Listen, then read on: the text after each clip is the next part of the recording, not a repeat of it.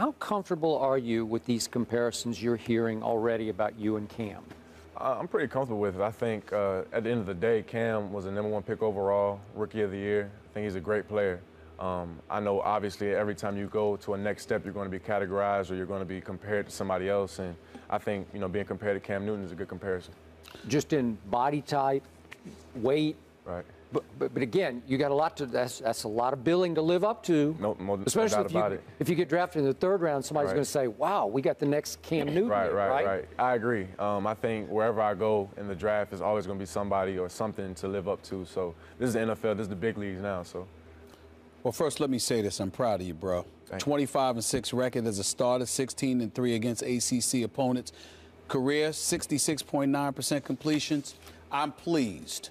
But I am concerned from the standpoint that I don't hear a lot about you guys, whether it's you or anybody else for that matter, outside of Geno Smith potentially being a 1st-round pick. I want to know your thoughts. Clearly, there are questions as to whether you could be a big-time quarterback on the next level. How do you feel about that based on what you've accomplished? By the way, you're 5-0 in bowl games. Yeah. Never lost a bowl game at Florida State, won the Senior Bowl as well. Yes, sir. But yet they're not talking about you as a 1st-rounder, and they're not talking about you legitimately as a quarterback on the next level. How do you feel about that?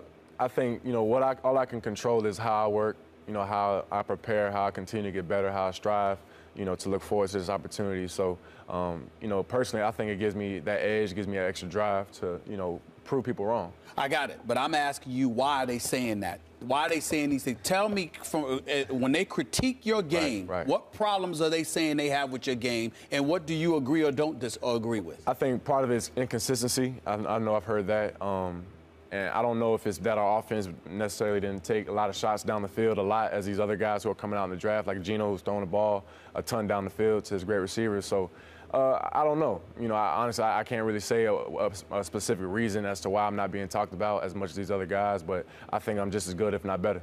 One of the things that I've been lamenting is the fact that whether it's Nolan Naraki from Pro Football Weekly and his scouting, or what other folks may say, we saw an article yesterday, myself and Skip Bayless in USA Today, when they were basically talking about the plight of the African-American quarterback in terms of how they've been stigmatized. Do you feel that's relatable to your situation in any way? A little bit.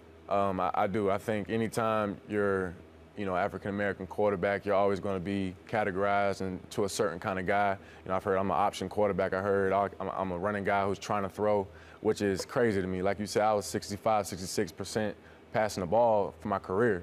And, like I said, I think it just helps me, drive even harder and just want to prove people wrong.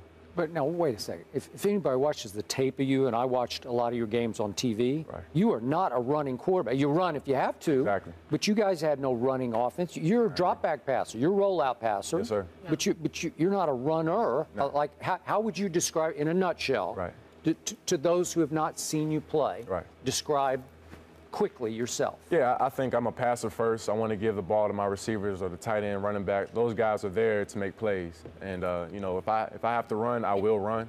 If it's like a 3rd and 6 and I can get 12 yards, I'll do that. But you're not. I'm not Colin Kaepernick. No, I'm not the guy who's just going to go drop back and then just take off. Could you do it if you had? Could you learn that spread option? Most definitely. Most definitely. I would be more than comfortable going into an offense where I could learn that. I think it would, help me give all my strengths, and instead of holding, certain things back, I think it'll present everything about my game. Do you feel that you are the way you are, as what Skip described, as a drop-back passer, that you're that way because that's what you're naturally inclined to do? Or do you feel that there's an onus that you place on your own shoulders because of the stigma that gets attached to the African-American quarterback? Subconsciously, I think in your mind, you want to sit in the pocket as much as possible. And I think sometimes there's a fault to that, because you're not letting your natural ability just really take over in the game. I know it's been a couple games where just, we're not moving the ball like we should, and then I'm just like, hey, man, let me go out here and just play football, and I'll take off and get a 15, 20-yard gain.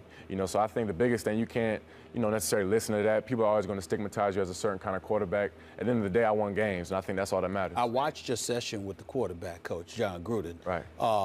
he did point out something very valid about you. Yeah. You do run around a little loosey-goosey with the ball. Right. You know, I mean, you don't tuck that thing in enough. Yeah. I mean, are you addressing that as you practice and prepare? Yeah. Have you talked to NFL teams about that? Not a lot of teams brought it up. I know Coach Gruden. Oh, he was hard on you. Yeah, he was. He was a big sticker on it. But, you know, that's fine. I think that was the biggest thing about going to meet with Coach Gruden. To get some critiquing, and he hated on my sleeves a little bit, too. So. Yeah. The sleeves. I will agree with him there. The sleeves were kind of, they were. We all had them on, though. That's the thing. It wasn't just me. TJ, draft is less than 48 hours away. Are you ready? Yes, ma'am. I'm very ready. I'm excited, you know, looking forward to seeing where I'm going to, you know, end up for the next couple of years in my career. Okay, last quick question. Would you be shocked if somebody took you in the first round? Uh-oh. I wouldn't be shocked. I wouldn't either. I'd in be this crying, crazy quarterback draft, I wouldn't be shocked at all. You'd be crying? Yeah. You'd be crying? Oh, I'll definitely. I'm pretty sure I won't be able to hold back a tear. My parents are going to be there, sister, everybody's going to be there. So have you heard anything? Is there any whisper about? I've heard a few whispers, but I mean, some of it, I don't know if it's blowing smoke. I don't know if people are just, you know, I don't know. So I think the biggest thing for me is just to enjoy the whole time, being in New York City, being in Radio City Music Hall. So that's this is a great experience. Enjoy it. You'll never All the forget best. it. Thank you very much. Wish you the best, honestly. Good job. DJ Manuel, thank you for joining us.